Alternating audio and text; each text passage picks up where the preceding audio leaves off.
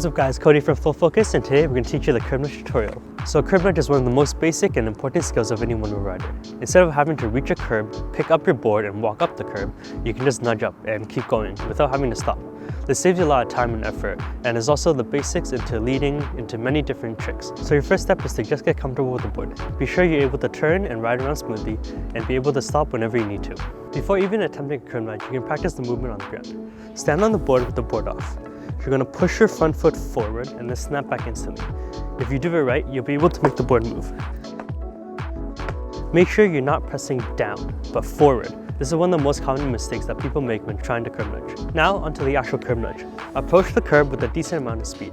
You'll be slowing down as you reach the curb, and the speed will help your tire make contact with the curb. As you approach the curb, slow down a little and shift your weight backwards. You want the weight of the board to go over the curb before your body does. Lean as far back as you're comfortable with in the beginning. More will help. Your next step is to shove your front foot forward, just like we practiced before. You want to shove your foot forward, not down. When starting out learning the nudge, don't be afraid to shove harder than you think you'll need. Different heights and shapes of curbs will require different amounts of shoving, which you'll learn over time. You want to be shoving when your tire is about an inch from the curb. Trying to shove when your tire has already touched the curb is too late, as your board will lose momentum. Trying to shove too early and you end up bouncing off the curb. As you shove forward, snap the nose back up like a seesaw and shove your hips back to the front. This will bring you back up the curb, and you've done your first successful nudge. The last step is to just practice. Ride around and hit every curb possible. The more you do it, the more it becomes natural and easier. Now that you've learned the basic steps of the curb nudge, you need to practice it. But practicing it means failing, and to get better, you need to be able to identify what you're doing wrong and how to fix it.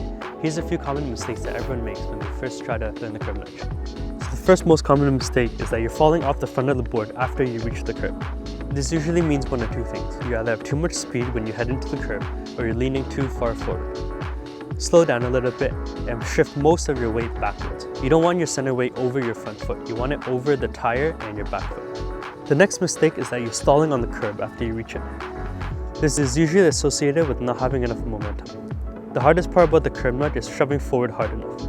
It's not a natural movement to do on the one wheel because most people try to avoid shoving forward so that your nose doesn't touch the ground and nosedive. Because of this, it may feel weird to try and shove your board into a curb. While shoving harder is needed for higher or sharper curbs, beginners can compensate for not shoving hard enough by using a bit more speed to reach the curb, so that there's more momentum going into your nudge.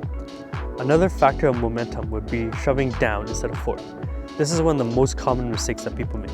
While shoving down will still sometimes work on shorter curbs, higher curves will not work as you need to shove your front foot forward to keep the board moving in the same direction. A way to practice this is to bend down a bit as you attempt a curb nudge. While you want to eventually learn without bending down, it helps for shoving forward since it's harder to shove while you're already bending down, so the only place your foot can go is forward. Also, if your tire has already touched the curb before you shove, then you need to shove early.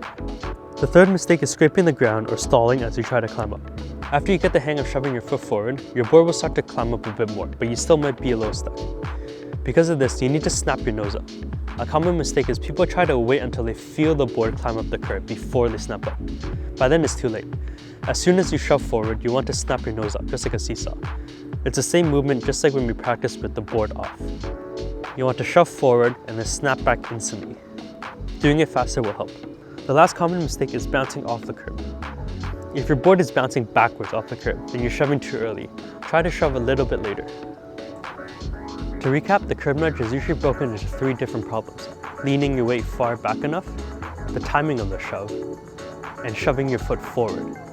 Usually beginners are successful in doing 2 of these things, but they leave out one of them. To be able to do a curb nudge successfully, you need to be able to do all 3 together.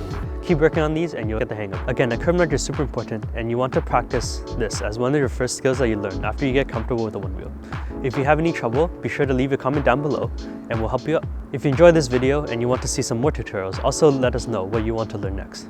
Thanks so much for watching, consider subscribing for more videos and we'll see you next time. Peace!